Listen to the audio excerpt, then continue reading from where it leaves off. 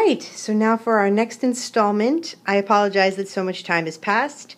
I had a fabulous belly dance festival to go to called Rakasa East, and I had to make some accessories to match my gold bedla. These are my upper armband things. So that went really well, very exciting. And let me talk to you about the bra and how I finished it. I added my shoulder straps. They have hook and bars on the top here, one here, and one here. And then I also replaced these side straps from where the triangle ended over, and both the shoulder straps and the side straps are made out of a layer of interfacing, a layer of grosgrain ribbon covered in fabric, and I've got my hook and bars. And that is a finished bra. Took a little while, but it's pretty good. And now I'm ready to get started on the belt. Now this is the back of the belt, and as I had talked about originally, this original belt was not made of stiff fabric. It's very soft. It's a layer of very thin interfacing, a layer of the fabric, and wire on the edges, just on the edges. And my concern was that it wasn't going to be the right size, number one. Maybe I needed, like this much more on each side. And also, this distance probably wasn't enough. So right here is an example of the back of a belt that fits me, that fits my curves. And I want to point out this distance. So this distance is from the top of your waistband here to just under the widest part of your hips there. So this is the center back. And I think probably the widest part of my hips is maybe 2/3 of the way down.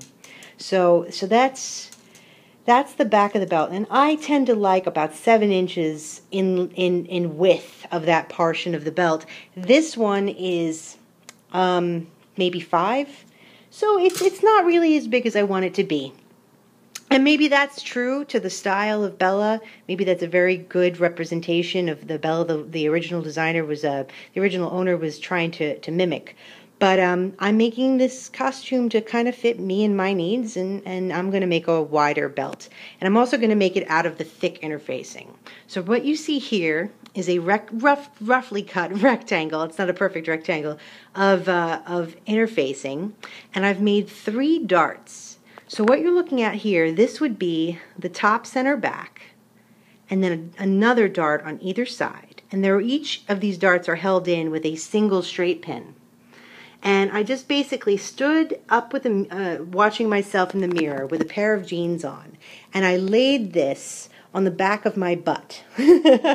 Well, I guess the other way. I laid this on the back of the butt, and I kind of eyed where I thought these pinches needed to be, and then I took it off and I put the pins in, and then I put it back on my butt and looked in the mirror, just holding it up, and that's how you do it. It's very experimental. Every caboose is a precious little snowflake, and we all have different curves. So you just got to do trial and error until you find out exactly where the darts need to be for you. Now I have 3 darts on the top right now, but it's possible I may also choose to do a couple darts on the bottom. I'll have to see what makes it fit best. Now these dots you see here, when I sew these darts, first of all, I will have covered, on the other side, I will have covered this in the blue fabric, and then I'm going to take my layer of blue fabric and layer of the interfacing together, and both of them will be pinched together. So you'll have blue fabric caught in this seam. And I'm going to fold the whole thing and put it into my sewing machine like this, and sew from here a straight line to that dot. And I can even kind of like try to make it as thin as possible so that I get a nice smooth curve here. I don't want to have like a point coming out. So that's how you do it, and that's how when you have the finished belt on the other side, your fabric is going to be caught up in that dart as well. And after I've made my base, then I'll start transferring the beads over.